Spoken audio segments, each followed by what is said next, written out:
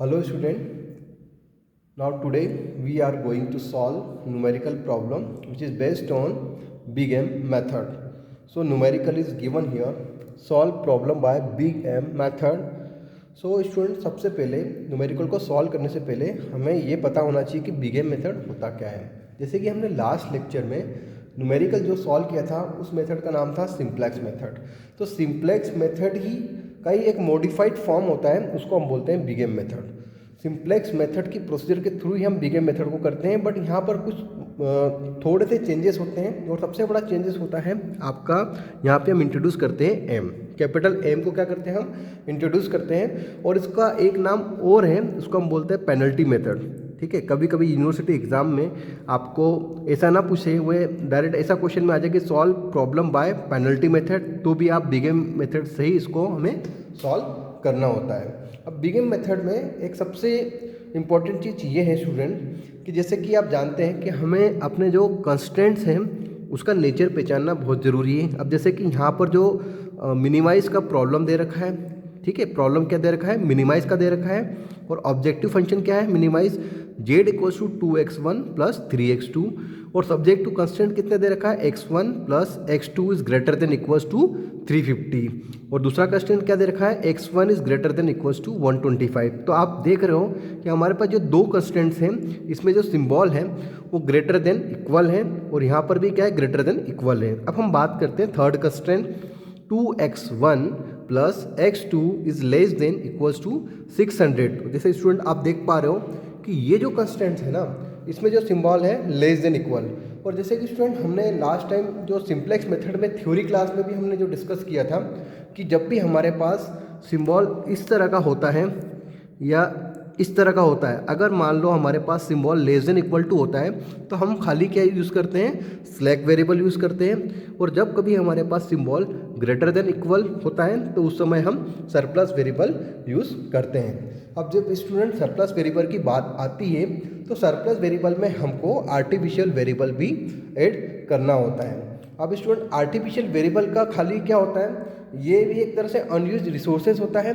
इसमें जब आपका ऑप्टिमल सॉल्यूशन निकालते हैं तो उस समय ये आर्टिफिशियल वेरिएबल ऑटोमेटिकली प्रोसेस में ही क्या हो जाते हैं, एलिमिनेट हो जाते हैं। तो उस समय हमको क्या होता है, उसकी कैलकुलेशन में आर्टिफिशियल वेरिएबल को ऐड नहीं करना होता है, और इसमें इसके मतलब किसी भी न्यूमेरिकल में जब हम प्रॉब्लम को सॉल्व करते हैं तो उसके प्रॉफिट में इसका कोई फ़र्क नहीं पड़ता है। तो सबसे पहले हम इसका सोल्यूशन निकालते हैं। तब सोल्यूशन प्रॉब्लम क्या है आपका, मिनिमाइज है। तो सबसे पहले हम बात करते हैं कंस्टेंट्स की। तो देखिए स्टूडेंट, अब हम इसका सोल्यूशन निकाल रहे हैं। तो सोल्यूशन में आप देख रहे हैं कि आपके पास यहाँ पर फर्स्ट कंस्टेंट्स क्या है, x1 प्लस x2।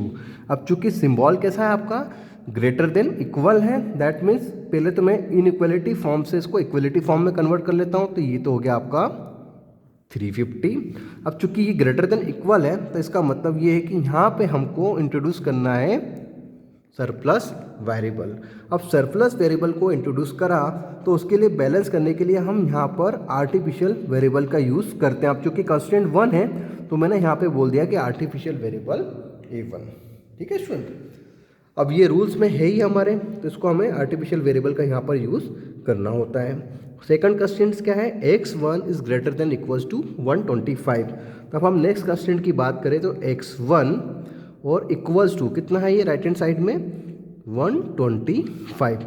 अब चूंकि ये ग्रेटर देन इक्वल है दैट मीन्स आपको यहाँ पर भी h2 सरप्लस वेरिएबल यूज़ करना पड़ेगा, सरप्लस वेरिएबल को यहाँ पे मेंशन करना पड़ेगा, और उसके साथ में इसको बैलेंस करने के लिए आप आर्टिफिशियल वेरिएबल का भी यहाँ पर ऐड करोगे।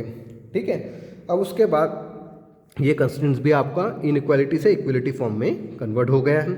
अब सबसे नीचे वाला कंस्टेंट देखिए 2x1 plus x2 is less than equals to 600। अब चूंकि ये स्टूडेंट ये जाना पे जाना दिख रहा है हमें, 2x1 plus x2 is less than equal to, less than की जब भी बात होती है स्टूडेंट तो ये जो इसका जो सिंबल का जो नेचर है लेस देन इक्वल, तो मान के चलो कि आप इसको इनइक्वालिटी से इक्वलिटी फॉर्म में चेंज करते हो, 2x1 प्लस x2 और ये हो गया आपका इक्वल टू 600।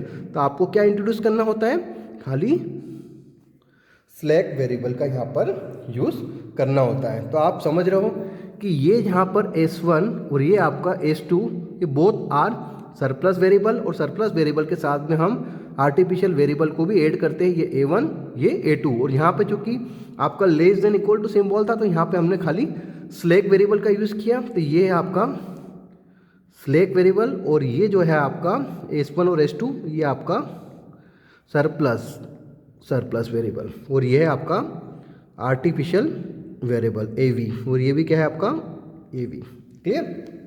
तो आप देखिए तो ये कंस्टेंट्स हो गए आपके कंप्लीट। अब उसके साथ में क्या देखा है कि ये S1 और S2 both are decision variable और both must be equals to 0। But चूंकि हमने यहाँ पर सरप्लस वेरिएबल और स्लैक वेरिएबल का भी इंट्रोड्यूस किया, और कहीं ना कहीं सरप्लस वेरिएबल के साथ साथ में बैलेंस में हमने आर्टिफिशियल का भी यहाँ पर ऐड किया है, तो अब हमारा जो ये होगा ये क्या हो जाएगा x1, x2, s1, s2, s3, a1, a2 is must be greater than equals to 0।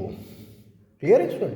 तो ये उम्मीद करता हूँ कि इतना तो आपको यहाँ पर क्लियर हो गया होगा। अब इसके साथ हम ऑब्जेक्टिव फंक्शन को भी अपडेट करते हैं। तो अब हमारा जो ऑब्जेक्टिव फंक्शन है जो कि किस केस में है, मिनिमाइज केस में है।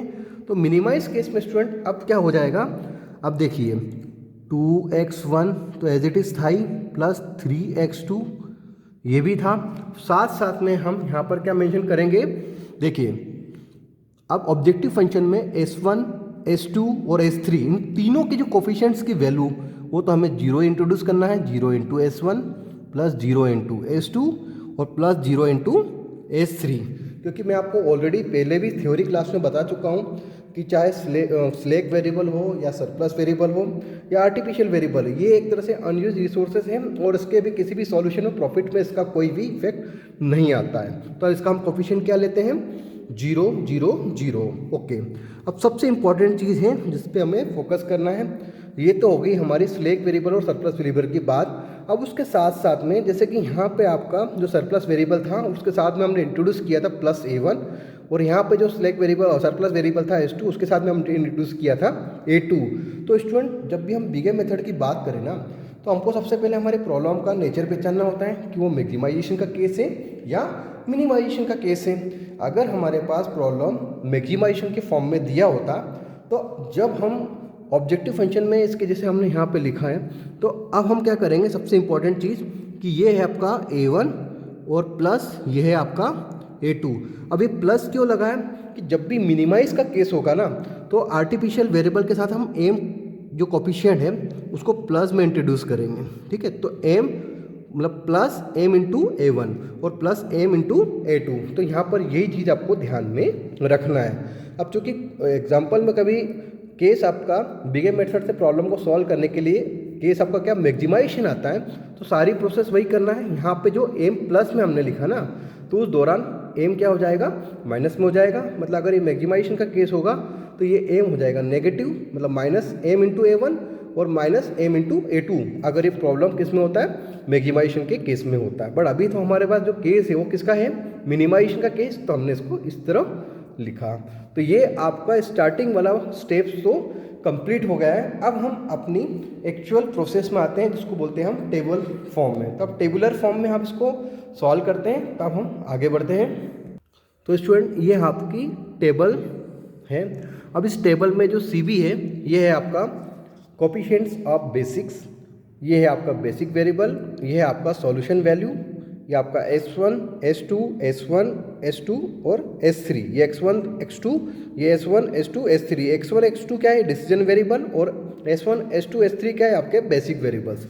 अब चूंकि आपको यहाँ पर इसका यूज़ करना होगा, जो हमारे कंस्टेंट्स हैं और हमारे जो ऑब्जेक्टिव फंक्शन है वहाँ पर इसका हेल्प लेके हम इसमें यहाँ पर डेटा को मेंशन करेंगे। तो सबसे इंपॉर्टेंट चीज़ इसको बोलते हैं हम, जैसे अब जो सिंप्लेक्स मेथड की जो प्रोसेस करी थी ना वही हमें करना है, बट यहाँ पे थोड़ा सा चेंज है, तो इसको बोलते हैं हम CJ।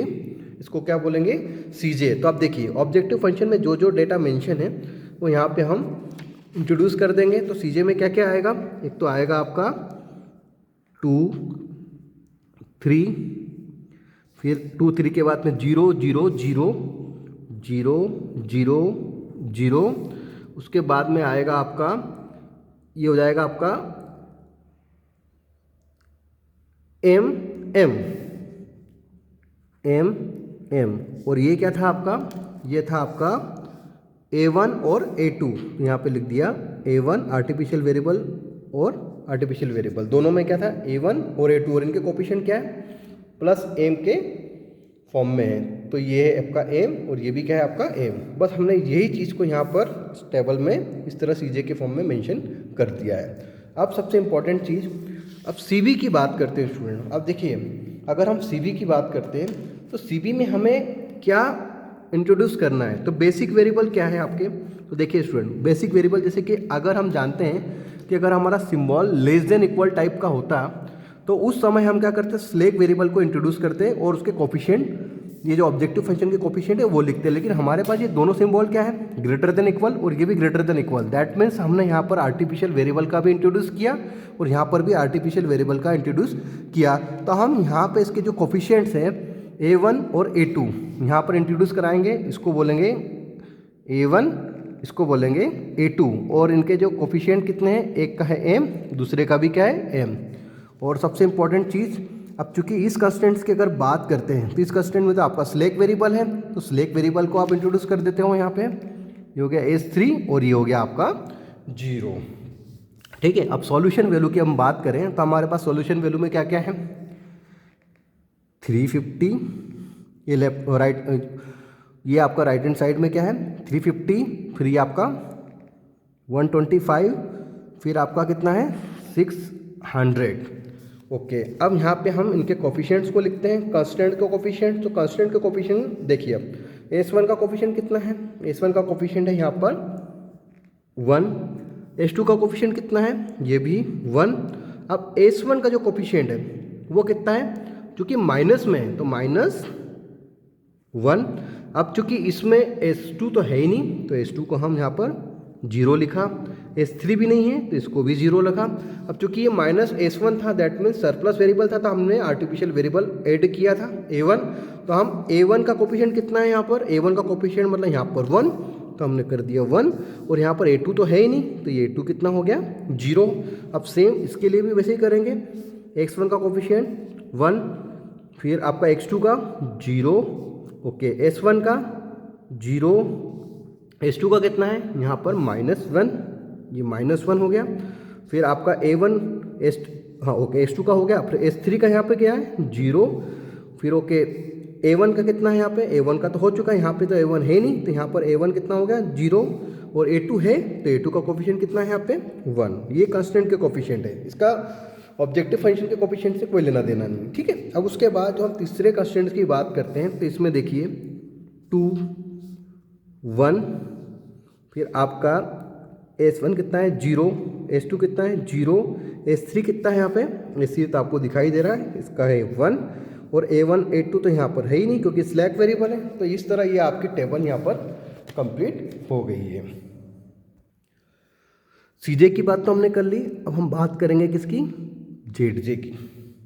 सो स्टूडेंट जेडजे क्या होता है, जैसे कि हम जानते हैं कि जेडजे के लिए हमारे पास फॉर्मूला था, क्या फॉर्मूला था, summation of CB multiply AIJ, ये फॉर्मूला होता था।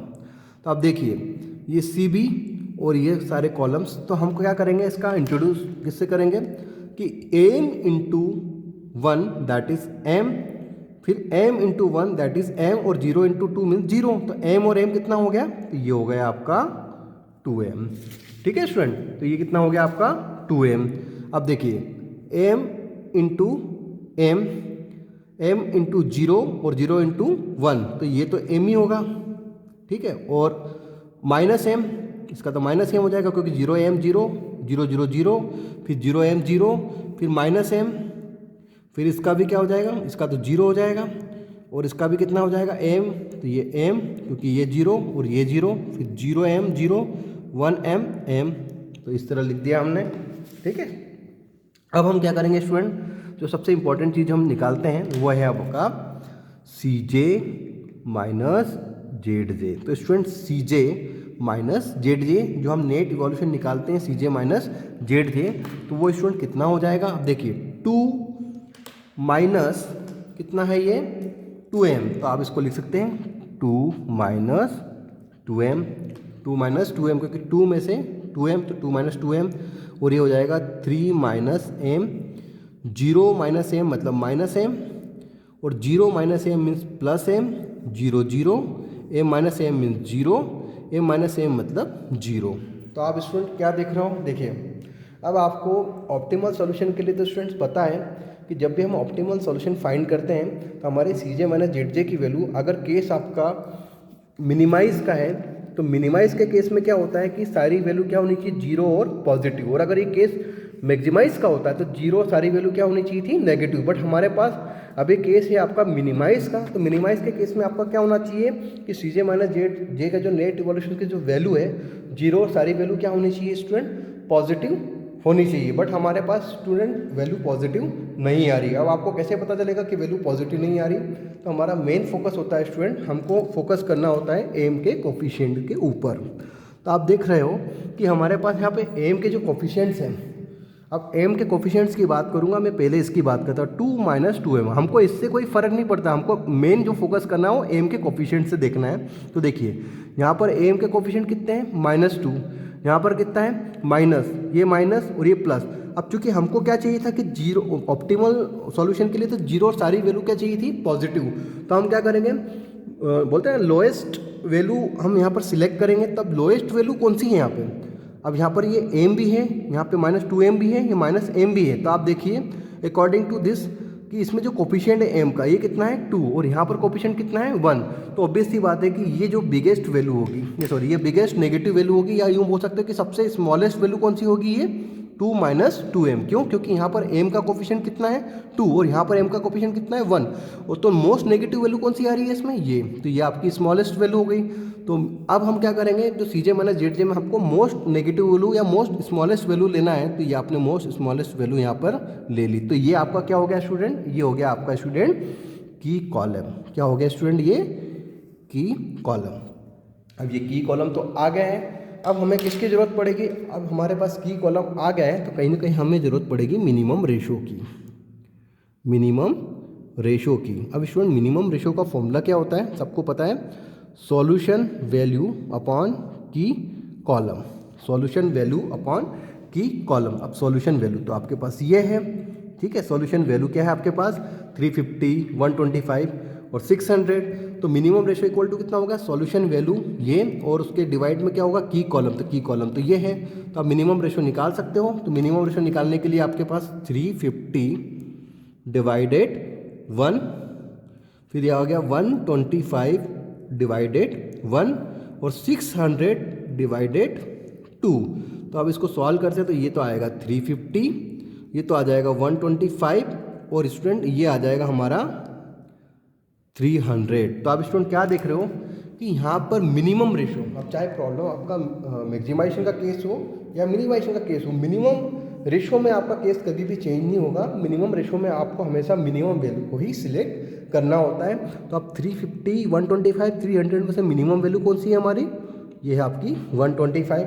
अब स्टूडेंट आप एक चीज़ देखिए कि एक ये एरो और एक ये एरो, ये कहाँ पर इंटरसेक्ट कर रहे हैं, तो ये कहीं ना कहीं इस पॉइंट पर इंटरसेक्ट कर रहे हैं। कौन से पॉइंट पर, ये पॉइंट 1 पर। तो ये जो 1 है स्टूडेंट, ये आपका कौन सा एलिमेंट हो गया, इस 1 को आप बोलोगे पायोट एलिमेंट या की एलिमेंट। अब इसी पर हमें परफॉर्म करना है रो ऑपरेशन, ठीक है। अब रो ऑपरेशन परफॉर्म करेंगे तो आपको स्टूडेंट यहाँ पर एक चीज़ में थोड़ा सा ताज्जुब हो रहा होगा कि आपके पास जनरली हमको क्या करना होता है, रो ऑपरेशन परफॉर्म करके कोई भी एलिमेंट पायोट एलिमेंट होता है तो उसको 1 करना होता है। बट स्टूडेंट हमारे पास तो यहाँ पर ऑलरेडी 1 है, तो इसमें आपके जो R2 न्यू आएगी ना, वो R2 ओल्ड के इक्विवेलेंट ही होगी, मतलब उसमें कोई फ़र्क नहीं आएगा। लेकिन इसके ऊपर वाला एलिमेंट और उसके नीचे वाला एलिमेंट, उसको आपको क्या करना होगा, जीरो करना होगा। तो इसको भी जीरो करना होगा, और उसके साथ साथ में ये जो नीचे इसका एलिमेंट है, इसको भी आपको क्या करना होगा, जीरो करना होगा। तो स्टूडेंट अब हम रो ऑपरेशन परफॉर्म करते हैं।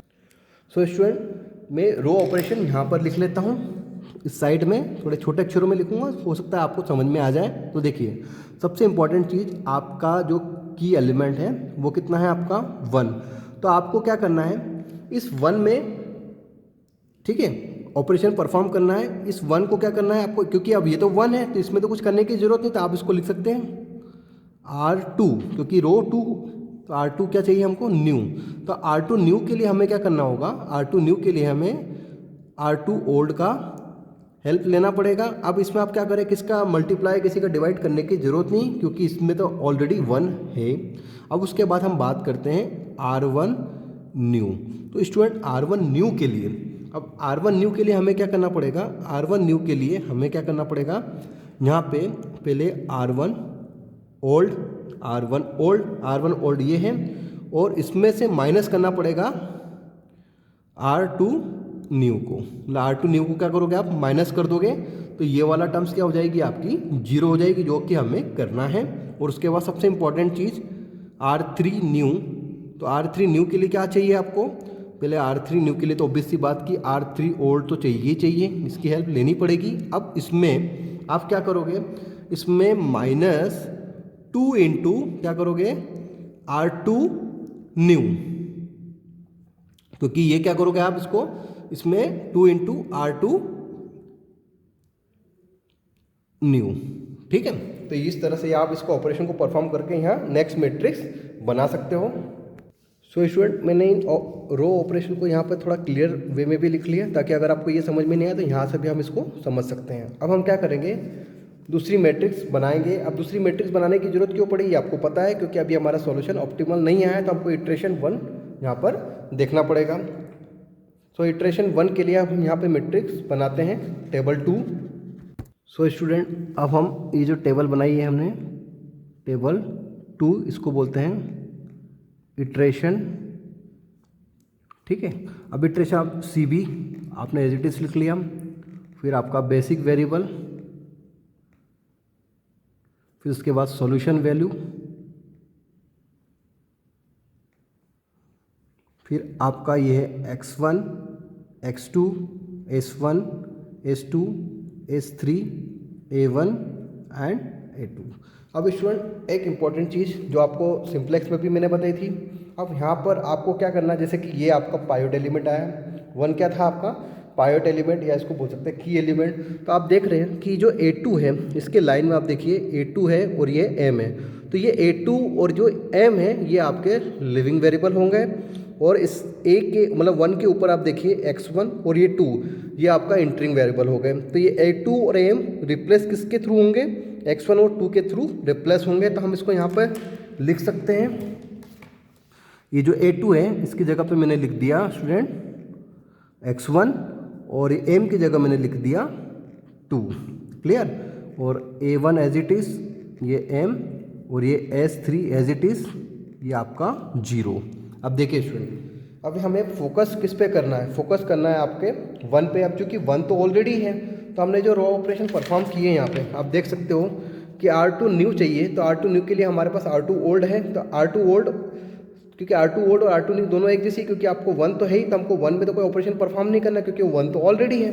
तो हम क्या करेंगे, इसको एग्जिटिव लिख देंगे 125, 1 का तो 1, 0, 0, -1, 0, और ये हो गया आपका 0। और अब ये जो A2 है इसको हम डेस लिखेंगे। अब ये डेस क्यों लिखा, क्योंकि मैंने आपको स्टार्टिंग में ही बताया था कि आर्टिफिशियल वेरिएबल बीगेम मेथड में हम इंट्रोड्यूस तो करते हैं, लेकिन एंड ऑफ द सॉल्यूशन ये स्टेप बाय स्टेप ये क्या होंगे, एलिमिनेट होते जाएंगे। तो अभी आपका फिलहाल A2 का क्या होगा, रिमूव हो चुका, क्योंकि A2 और M क्या थे, लिविंग वेरिएबल थे, तो ये किससे रिप्लेस हुए थे, x1 और 2 से रिप्लेस हुए थे। अब हम यहाँ पे A2 पे डेस ही लिखेंगे, तो यहाँ पे मैं डेस कर देता हूँ और यहाँ पर भी मैं डेस कर देता हूँ। मतलब यहाँ पे हमको कुछ नहीं लिखना, या इस टेबल को नहीं भी लिखोगे तो आप चल जाएगा। मतलब इस कॉलम को आप, इस टेबल में इस कॉलम को आपको नहीं भी लिखेंगे ना तो भी कोई प्रॉब्लम नहीं आएगी। ठीक है, तो क्योंकि ये तो आपका एलिमिनेट हो चुका है।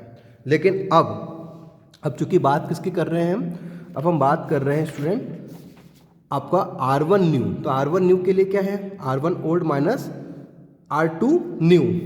देखिए यहाँ पे दिख रहा है आपको R1 ओल्ड के लिए, तो मतलब R1 न्यू के लिए तो आपको क्या, R1 old minus R2 new. अब मेरे ये कैसे लिखते हैं ये तो आपको पता चल ही गया होगा। अब चूंकि ये क्या है, ऊपर वाली वैल्यू 1 है, तो ये न्यू वैल्यू कितनी है, 1। तो आपको क्या करना है, R1 जो ओल्ड है, R1 न्यू चाहिए, तो R1 ओल्ड कितनी है आपकी, जैसे कि मैं पहले इसकी बात कर लेता हूँ, क्योंकि 125 का तो हो गया। अब हम इसकी बात करते हैं, पहले यहाँ से स्टार्ट करते हैं। ठीक है, फर्स्ट रो से पहले पॉइंट ये, तो ये कितना है आपका, ओल्ड कितना है 350 माइनस, अब कितना बोलता है R2 न्यू, R2 न्यू कितना है, आई थिंक ये 125, तो यहाँ पे लिख दिया मैंने 125। तो 125 को माइनस करता हूँ तो मेरे पास कितना वैल्यू आता है, ये आता है 225, तो मैंने लिख दिया स्टूडेंट 225। ठीक है, अब चूंकि ये 1 है, इसके ऊपर इसको हमको क्या करना है, 0 करना है, इसी के लिए तो हमने रो ऑपरेशन परफॉर्म किए। तो 1 - 1 कितना हो जाएगा, 0 हो जाएगा। ठीक है स्टूडेंट, तो ये हो गया आपका 0 हो गया। अब हम क्या करेंगे नेक्स्ट, अब यहाँ पे 0 के ऊपर ये कितना है, ओल्ड में 1 है और न्यू कितना है 0, तो ये भी कितना होगा 1 ही होगा। अब ये है -1 और ये कितना है 0, तो ये भी कितना होगा -1। अब ये है 0 और ये कितना है -1, तो -1 कितना हो जाएगा, अगर मैं यहाँ पे ये कितना है 0 है और 0 माइनस फिर -1 करता हूँ तो +1 हो जाएगा, तो यहाँ पे मैंने लिख दिया +1। ठीक है, अब 0 और ये 0, तो ये तो हो जाएगा 0, फिर ये 1 और 0, तो यहाँ पे मैं लिख देता हूँ 1। तो उम्मीद करता हूँ कि इतना तो आपको यहाँ पे क्लियर हो गया है। अब उसके बाद जो थर्ड रो है, इसके लिए आप देख रहे हो ये कितना है आपका 600, कितना है, थर्ड रो के लिए हम परफॉर्म करते हैं, तो ये है आपको न्यू चाहिए, तो ये तो ओल्ड है, तो ओल्ड के लिए कितना है आपका 600 और माइनस यहाँ पे हमने रो ऑपरेशन परफॉर्म किया था कितना 2 × R2 न्यू, तो R2 न्यू कितना है, R2 न्यू आया आपका 125, तो -2 × 125, दैट मीन्स ये कितना हो जाएगा, इसको कैलकुलेट करेंगे तो 600 - 250, दैट मीन्स 350, तो ये आ गया 350, तो मैं यहाँ पे लिख देता हूँ 350। अब सेम यहाँ पे भी क्या करोगे आप, ये 2 है, तो मैंने आपको रो ऑपरेशन देखो बताया ही है कि अगर ये 2 है तो 2 - 2 × 1, तो ये कितना हो गया 2 - 2 कितना हो गया, ये 2 - 2 × 1 मतलब 0। अब यहाँ से भी देख रहे हो कि ये तो है आपका old R3 old minus 2 × R2 new, तो 2 × R2 न्यू, तो ये कितना हो जाएगा 2 - 2 × R2 न्यू, तो ये भी हो जाएगा 0, क्योंकि आपको 0 करना ही है इसे। अब उसके बाद फिर सेम यहाँ पे देखिए ये आपका ओल्ड, तो 1 - 1 - 2 × 1 - 2 × 0, तो ये तो आपका कितना आ जाएगा स्टूडेंट, यहाँ पे तो 1 ही आ जाएगा, तो यहाँ पे तो कुछ करने की जरूरत नहीं, 1 और फिर आपका ये 0 और ये भी कितना 0, तो ये 0 ही आएगा। उसके बाद फिर आप देखते हैं यहाँ पे ये कितना है 0, ठीक है, ये है 0। अब 0 मतलब ओल्ड और माइनस, तो यहाँ पे देख लेते हैं अपन 0 माइनस ये 0, ठीक है, यहाँ इसकी बात करते हैं हम 0 - 2 × -1, तो कितना हो जाएगा, ये हो जाएगा आपका यहाँ पे 0 माइनस एंड -2, तो ये हो जाएगा +2, तो यहाँ पे मैं लिख देता हूँ +2। सेम कंडीशन, अब देखिए 1 - 2 × 0, तो ये आपका 1 और फिर 0 और ये 0, तो ये तो 0 हो गया। तो देखिए आपका ये इस तरह ये आपकी टेबल भी कंप्लीट हो गई। अब हमको क्या करना है, वापस वही प्रोसेस करना है, आपको लिखना है यहाँ पर ZJ, क्या लिखना है स्टूडेंट, ZJ। अब ZJ, अब देखिए CJ की ये जो वैल्यू है ना, ये यहाँ के लिए भी वही कॉमन ही रहेगी, 2 3 0 0 0 mm, यहाँ पे मैं लिख सकता हूँ चाहो तो 2 3 0 0 0 mm, ये वैल्यू कॉमन रहेगी। ठीक है, अब देखिए वही अपन ये फॉर्मूला लगाएंगे, समेशन ऑफ CB × AIJ, तो 0 × m और 2 × 1, तो ये हो गया आपका 2, कितना हो गया स्टूडेंट, ये हो गया आपका 2, फिर 1m और 0 और 0, तो ये हो गया आपका m। ठीक है, तो ये पता चल गया आपका कितना आ गया, ये m, ये कितना हो जाएगा -1 × m -m और 2 × 0 0 0 × 0 0, तो ये हो गया -m, फिर 1 × m m और -2m, तो ये कितना हो जाएगा m -2, ठीक है, और ये हो जाएगा 0 m 0 2 और 1 0, तो ये सभी क्या होंगे 0, ये हो जाएगा 1 × m मीन्स m, और ये तो आपको कुछ करना ही नहीं है इसमें। अब देखिए आपको क्या मिल गया, 2m - m m - 2 0m।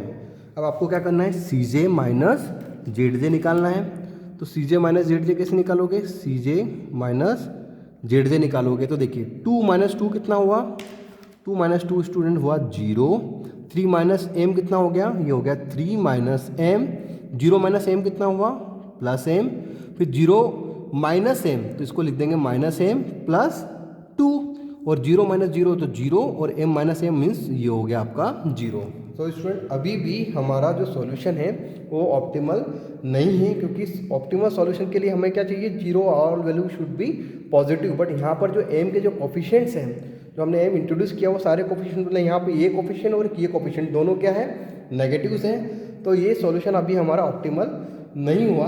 अब इसको ऑप्टिमल बनाने के लिए हमको नेक्स्ट इटरेशन में जाना होगा, लेकिन उससे पहले अब सबसे पहले चूंकि ये वैल्यू क्या है, नेगेटिव आई, क्योंकि हमको पॉजिटिव वैल्यू चाहिए। तो अब हम क्या देखेंगे, इस सी जे माइनस जेड जे में मोस्ट बोला स्मॉलेस्ट वैल्यू कौन सी है। तो स्मॉलेस्ट वैल्यू देखो आप कंपेयर कर सकते हो, ये पॉजिटिव है 3 और ये माइनस एम है। अब इधर देखिए ये तो पॉजिटिव, तो इसको तो कंसीडर नहीं करेंगे। अब चूंकि ये माइनस एम और ये प्लस 2, तो आप देख सकते हो कि 2 और 3 में 3 आपका क्या है, बिगर है, और 2 क्या है आपका, स्मॉल है। अब लेकिन यहाँ पे माइनस एम और माइनस एम इन दोनों के कोफिशिएंट तो सेम है, तो आप यहीं से कंपेयर कर सकते हो कि ये वैल्यू आपकी क्या रहेगी, स्मॉलेस्ट वैल्यू रहेगी। ठीक है, अब ये स्मॉलेस्ट वैल्यू है तो इसका मतलब ये तो क्लियर है कि ये आपका क्या हो गया स्टूडेंट, ये हो गया आपका की कॉलम। क्या हो गया स्टूडेंट, की कॉलम। अब जब की कॉलम हो गया तो हमको स्वाभाविक है कि मिनिमम रेशियो फाइंड करना पड़ेगा। तो हम यहाँ पे लिख लेते हैं मिनिमम रेशो। तो मिनिमम रेशो कैसा हो जाएगा स्टूडेंट, तो आपको पता है सॉल्यूशन वैल्यू अपॉन की कॉलम। तो सॉल्यूशन वैल्यू कितनी है, 225 डिवाइडेड, अब ये की कॉलम है तो 225 डिवाइडेड 1 इक्वल्स टू कितना हुआ, 225। फिर 125 डिवाइडेड -1, तो ये तो ऑब्वियसली बात है कि -125 ही आएगा। और उसके बाद में 350 डिवाइडेड 2, मतलब ये हो गया आपका 175। मैं डायरेक्ट लिख रहा हूँ। ठीक है, तो आप देखिए स्टूडेंट, अब मैंने आपको ऑलरेडी बता चुका हूँ कि मिनिमम रेशियो में आपको मिनिमम वैल्यू को सिलेक्ट करना है। अब देखिए यहाँ पे दिख रहा है कि ये है 225, ये है नेगेटिव, तो नेगेटिव वैल्यू को हमें हमेशा इग्नोर करना है और उसके साथ में कोई दूसरी मिनिमम वैल्यू को देखना है। तो ये है 225 और ये 175, तो 175 और 225 दोनों में से मिनिमम वैल्यू कौन सी है, 175। तो एक चीज़ तो क्लियर हो गई स्टूडेंट कि हमारा जो ये है मिनिमम वैल्यू। अब ये एरो देखिए, ये इस डायरेक्शन में और ये इस डायरेक्शन में, तो कहीं ना कहीं आपका पायोट एलिमेंट मिल रहा है या की एलिमेंट, वो कहाँ पे मिल रहा है, कहाँ पर इंटरसेक्ट हो रहा है, वो इस पॉइंट पे इंटरसेक्ट हो रहा है। देखिए ये इंटरसेक्ट यहाँ पे हो रहा है, ये तो 2 पे इंटरसेक्ट हो रहा है। तो अब आपको क्या करना है स्टूडेंट, ये जो 2 दिख रहा है ना, इसको आपको 1 करना है, और इसके ऊपर वाले जो एलिमेंट है -1 और 1, इसको क्या करना है, 0 करना है।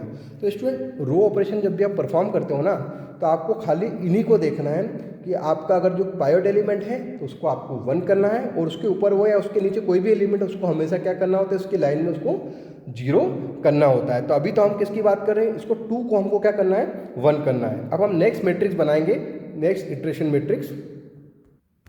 सो टेबल 3 जो हमारी नेक्स्ट मैट्रिक्स में, इसको बोलते हैं इटरेशन, नेक्स्ट इटरेशन प्रोसेस। तो ये तो CB, ये हो गया आपका बेसिक वेरिएबल, इसको शॉर्ट फॉर्म में लिख देता हूँ, ये बेसिक वेरिएबल, ये आपका सॉल्यूशन वैल्यू, ये आपका x1, ये आपका x2, ये आपका S1, S2, S3, A1, A2। ठीक है, इसको थोड़ा पेंसिल से बना देता हूँ।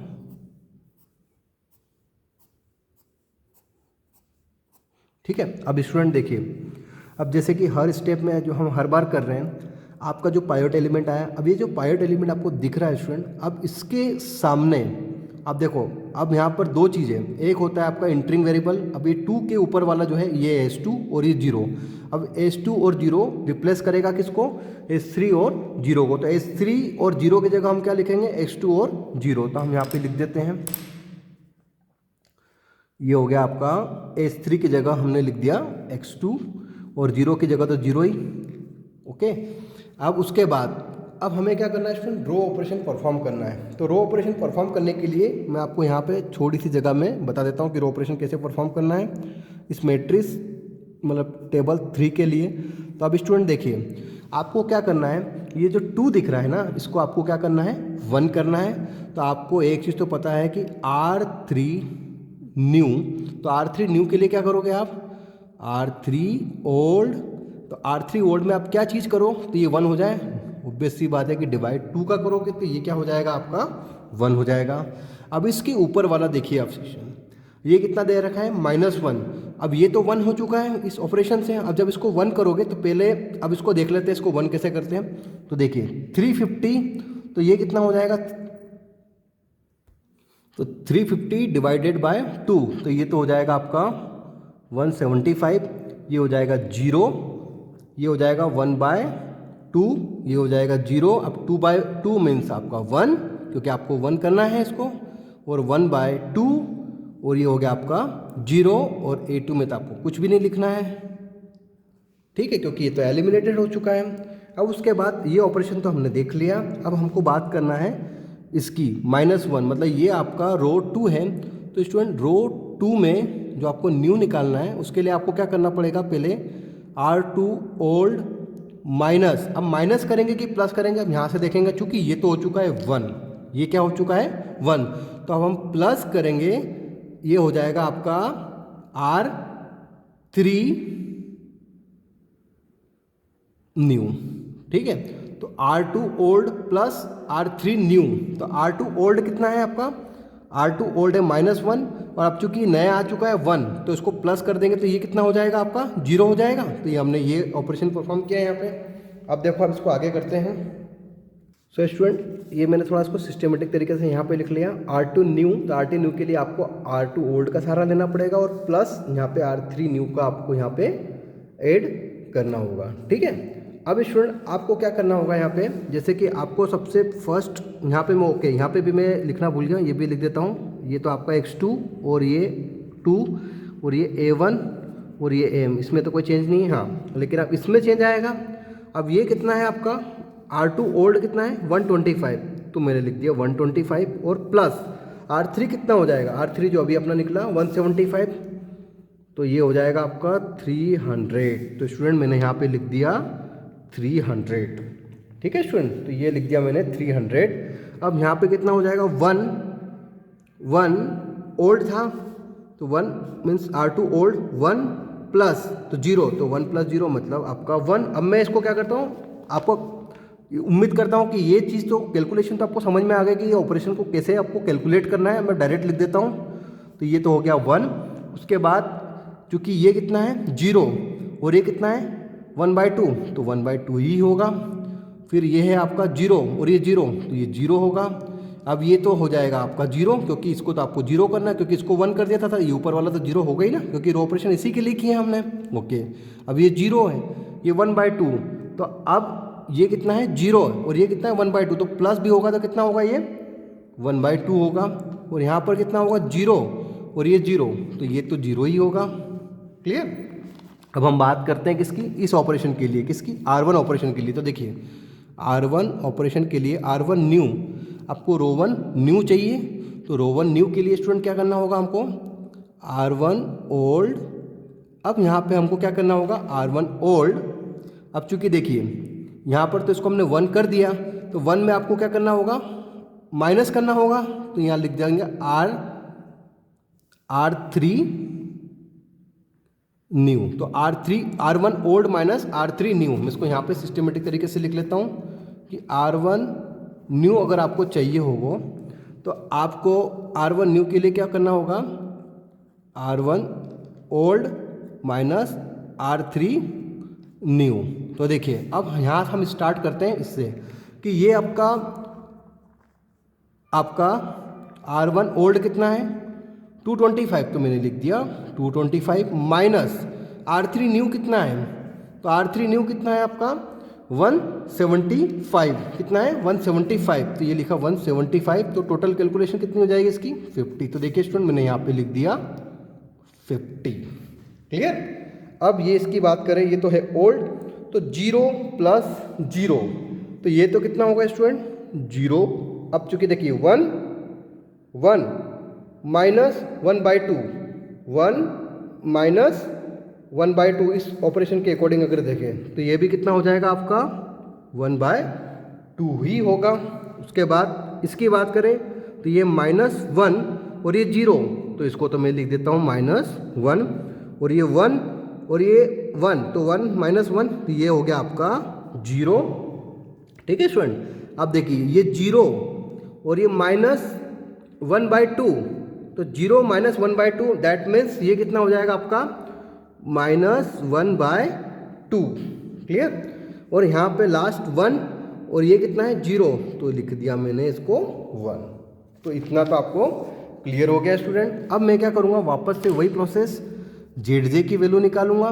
तो ZJ के लिए मुझे क्या करना होगा, ZJ के लिए m इंटू 0 प्लस 2 इंटू 1 और 0 इंटू 0, तो ये तो हो जाएगा मेरा कितना, ये हो जाएगा मेरा 2। अब देखिए यहाँ पे, अब ये कितना हो जाएगा m इंटू 1/2, यहाँ पे मैं इसको थोड़ा कैलकुलेट कर देता हूँ, m into 1/2 plus 2 into 1/2, m into 1/2 plus 2 into 1/2, तो 2 से 2 कैंसिल, तो ये कितना हो जाएगा m/2 प्लस 1 हो जाएगा, m/2 प्लस 1, तो मैं इसको डायरेक्ट लिख दूँ m/2 प्लस 1, और ये तो हो जाएगा आपका -1 into m that is m, और 0 इंटू 2 0, तो ये लिख दिया -m, और ये 0 तो ये भी 0, तो ये हो गया 0। अब ये हो जाएगा -m/2 प्लस 2 इंटू 1/2, तो इसको लिख सकता हूँ -1/2 इंटू m प्लस 1। ठीक है, ऐसा लिख सकता हूँ इसको, ये हो जाएगा आपका -m/2 प्लस 1, और ये तो हो जाएगा आपका m। ठीक है, और इसमें तो कुछ करना ही नहीं है आपको। तो आप देखिए ZJ की वैल्यू कितनी आ गई, 2m/2 plus 1 minus m 0 minus m/2 plus 1, और ये आपका m। अब आपको स्टूडेंट क्या करना है, देखिए ये वैल्यू अब मैं यहाँ पे बार बार नहीं लिखता हूँ क्योंकि मुझे पता है कि यही है, फिर भी चलो मैं लिख देता हूँ, ये 2 3 0 0 0 m m। अब मैं क्या करूँगा स्टूडेंट, CJ माइनस ZJ, क्या लिखूँगा CJ माइनस ZJ। तो अब CJ माइनस ZJ की बात करता हूँ, तो 2 - 2 कितना हो गया स्टूडेंट, 2 - 2 हो गया मेरा 0। 3 माइनस, अब देखिए 3 माइनस m/2 -1, तो 3 - 1 मतलब कितना हो गया, ये हो जाएगा आपका 2 माइनस m/2 लिख सकता हूँ। ठीक है, क्योंकि देखो 3 माइनस m/2, तो माइनस m/2, और ये की प्लस, तो 3 और ये -1, तो कितना हो जाएगा 2 हो जाएगा, तो 2 माइनस m/2 आ जाएगा। ये आपके सिंपल मैथमेटिक कैलकुलेशन है। अब 0 माइनस m, तो 0 माइनस माइनस तो प्लस, तो ये हो जाएगा आपका m, और ये हो जाएगा 0। अब देखिए 0 माइनस m/2, तो m/2 क्या हो जाएगा आपका पॉजिटिव, और ये हो जाएगा आपका नेगेटिव, और m माइनस m ये कितना हो जाएगा आपका 0। अब स्टूडेंट देखो, अभी भी आप देख रहे हो क्या ये हमारा सॉल्यूशन मतलब ऑप्टिमल सॉल्यूशन है, यहाँ से हम आइडेंटिफाई करते हैं। तो देखिए हमें 0 और सारी वैल्यू क्या मिलनी चाहिए, पॉजिटिव। तो अभी हमें फिलहाल में हमको m का एक ही वैल्यू पॉजिटिव मिला है, बाकी एक ये कोफिशिएंट भी नेगेटिव है, मतलब ये पॉजिटिव मिला है, ये पॉजिटिव मिला, एक अभी भी क्या है वैल्यू क्या है हमारी नेगेटिव है। तो मतलब आप बोल सकते हो कि अभी भी हमारा सॉल्यूशन क्या है, ऑप्टिमल नहीं है। तो अब सॉल्यूशन को ऑप्टिमल बनाने के लिए अब हमें क्या करना है, इस CJ माइनस ZJ में मिनिमम वैल्यू सिलेक्ट करना। तो मिनिमम वैल्यू तो अभी ये m की यही दिख रही है, क्योंकि इसका m का कोफिशिएंट क्या है, नेगेटिव में है। तो ये आपका क्या हो गया स्टूडेंट, ये हो गया आपका की कॉलम। कौन सा कॉलम हो गया, की कॉलम। अब की कॉलम आ गया है तो हम मिनिमम रेशो निकाल सकते हैं।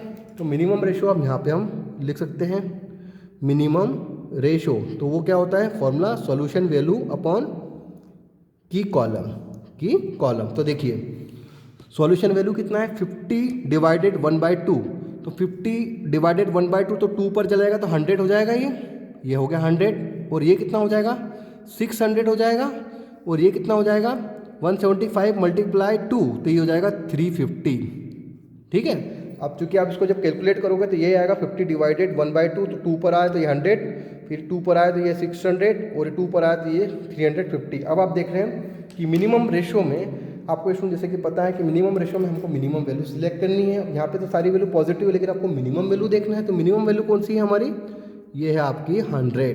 तो आप देखिए 100 ये जो मिनिमम वैल्यू है, तो ये जो मिनिमम रेशो है, तो ये मिनिमम वैल्यू का ये जो ये एरो और ये आपका जो लोएस्ट वैल्यू है CJ माइनस ZJ में, इसका एरो कहाँ पर इंटरसेक्ट कर रहा है, कहीं ना कहीं यहाँ पर इंटरसेक्ट कर रहा है ये। तो ये आपका क्या हो गया स्टूडेंट, ये आपका हो गया की एलिमेंट या पायोड एलिमेंट। ठीक है, की एलिमेंट या पायोड एलिमेंट। तो उम्मीद करता हूँ कि ये तो आपको क्लियर हो गया है। ठीक है, अब पायोड एलिमेंट है आपका 1/2। अब आपको क्या करना है, 1/2 को क्या करना है, आपको 1 करना है। तो 1/2 को 1 करने के लिए अब हमको क्या करना पड़ेगा, रो ऑपरेशन परफॉर्म करना पड़ेगा। तो 1/2 में ऐसा क्या किया जाए कि ये आपका 1 हो जाए। तो ऑब्वियस सी बात है कि हम 2 का मल्टीप्लाई करेंगे। अब उससे पहले ये मैं अब थोड़ा बताता हूँ। अब इससे पहले मैट्रिक्स लिखने के पहले एक और चीज़ मैं बता दूँ। अब चूँकि देखिए ये 1/2 है, इसके ऊपर कितना दिख रहा है x2 और ये कितना है 3। तो ये आपके इंटरिंग वेरिएबल और इसके सामने ये a1 और ये m, ये आपके क्या है, लिविंग वेरिएबल। तो ये आपका a1 और ये जो m, ये रिप्लेस किससे होगा, x2 और 3 से होगा। तो नेक्स्ट मैट्रिक्स में मैं आपको यहाँ पे बताता हूँ। सो स्टूडेंट, ये आपकी टेबल नंबर 4 इटरेशन।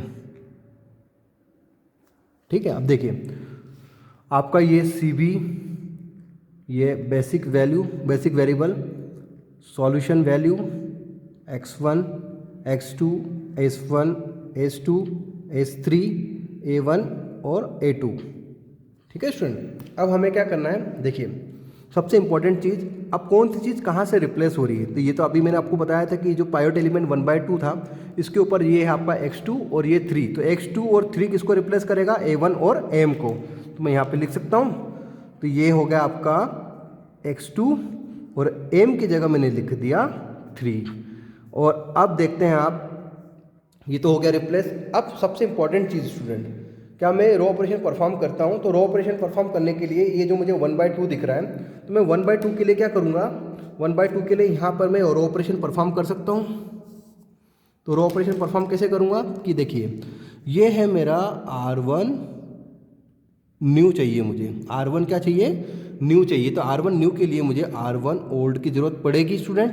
अब R1 ओल्ड में मैं ऐसा क्या करूं कि ये 1/2 1 हो जाए। तो मैं 2 से मल्टीप्लाई कर दूं इसको, तो ऑब्वियस सी बात है कि ये 1 हो जाएगा। तो अब हम देख लेते हैं कि अब मैं अगर इसको 2 से मल्टीप्लाई करता हूं, तो पहले इसको देख लेते हैं। 50 × 2 कितना हो जाएगा, ये हो जाएगा स्टूडेंट 100, ये तो हो जाएगा 0। अब 1/2 × 2 दैट मीन्स ये हो जाएगा आपका 1 जो हमको चाहिए। फिर ये हो जाएगा आपका -2, ये हो जाएगा 0 और ये हो जाएगा आपका -1 और ये हो जाएगा आपका।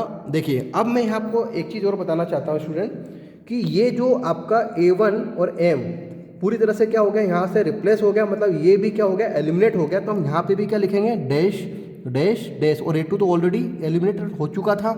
तो इस मतलब ये टेबल में जो a1 और a2 के जो एलिमेंट्स को अब लिखने की ज़रूरत नहीं है स्टूडेंट, क्योंकि ये पूरी तरह से क्या हो चुके हैं, एलिमिनेट हो चुके हैं। तो देखिए हमने R1 के लिए तो कर लिया स्टूडेंट। अब हम बात करते हैं R2 न्यू। तो R2 न्यू के लिए आपको क्या चाहिए, R2 न्यू के लिए चाहिए स्टूडेंट, अब ये दिख रहा है 1/2। अब इसको क्या करना है, मुझे 0 करना है। तो मैं R2 न्यू के लिए पहले तो मुझे R2 ओल्ड -1/2 R1 न्यू, तो ये आपका कितना हो जाएगा, 0 हो जाएगा। तो अब मैं देखिए मैं परफॉर्म करता हूँ यहाँ पे, और मैं इसको भी लिख लेता हूँ x2। ये तो किससे रिप्लेस हुआ, आपका x2 और 3 से रिप्लेस हुआ a1। ठीक है, और ये तो कितना था आपका, ये तो था आपका x1 और 2 और ये तो s2 और ये 0, ये तो ऑलरेडी था ही। ठीक है, अब यहाँ पे देखो हमने जब इसमें रो परफॉर्म किया है, ऑपरेशन परफॉर्म किया, तो ये कितना हो जाएगा, ये है आपका ओल्ड, है ना, ये कितना है आपका, देखो अभी।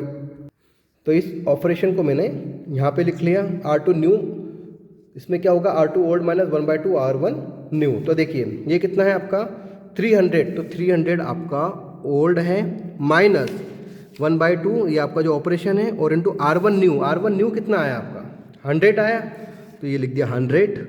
तो आपका ये कितना हो जाएगा, 300 - 50 दैट मीन्स 250। तो ये आ गया आपका कितना, 250। तो मैंने लिख दिया 250। ठीक है स्टूडेंट, अब देखिए अब यहाँ पे ये आपका R1 ओल्ड और न्यू में कितना है, 0। तो यहाँ तो मैं लिख दूंगा आप स्टूडेंट 1। अब चूंकि ये 1/2, तो ये तो 1 था, तो ये कितना हो जाएगा, 0 हो गया, क्योंकि इसको हमको करना ही है 0।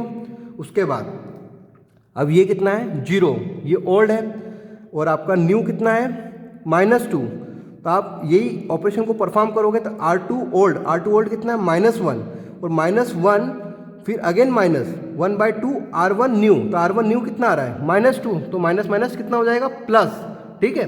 तो ये कितना हो जाएगा आपका, ये हो जाएगा आपका 1, ठीक है स्टूडेंट। तो ये भी हो गया आपका। अब उसके बाद ये है आपका 0 ओल्ड और आपका न्यू कितना है 0 ओल्ड और न्यू कितना है ये भी 0, तो ये तो हो गया आपका 0, और ये आपका देखिए 1/2 ओल्ड और फिर -1/2 माइनस माइनस प्लस, ठीक है। देखिए 1/2 क्या है, ये ओल्ड है, 1/2 ओल्ड, तो 1/2 माइनस 1/2 और इनटू ये कितना है -1, तो -1 मतलब प्लस, तो 1/2 प्लस 1/2, तो ये कितना हो गया आपका 1 हो गया, तो यहाँ पे मैंने लिख दिया स्टूडेंट 1, ठीक है। तो ये अब आपका थर्ड रो ऑपरेशन बचा है, तो R3 न्यू चाहिए, तो R3 न्यू के लिए स्टूडेंट अब मुझे भी पता है R3 ओल्ड की ज़रूरत पड़ेगी। अब ओल्ड में मैं ऐसा क्या करूँ, 1/2 का मल्टीप्लाई करके R1 न्यू कर सकता हूँ। तो आपका देखिए यहाँ पे, अब आपको यहाँ पे बहुत अच्छे से क्लियर हो जाएगा। अब आप मुझे बताइए ये कितना है आपका, मैं इसको यहाँ सिस्टमेटिक लिख देता हूँ, R3 न्यू के लिए R3 old minus 1/2 R1 new. तो देखिए यहाँ पे आपका जो ओल्ड कितना है 175, तो मैंने लिख दिया यहाँ पे 175 माइनस 175 माइनस, अब माइनस क्या है यहाँ पे 1/2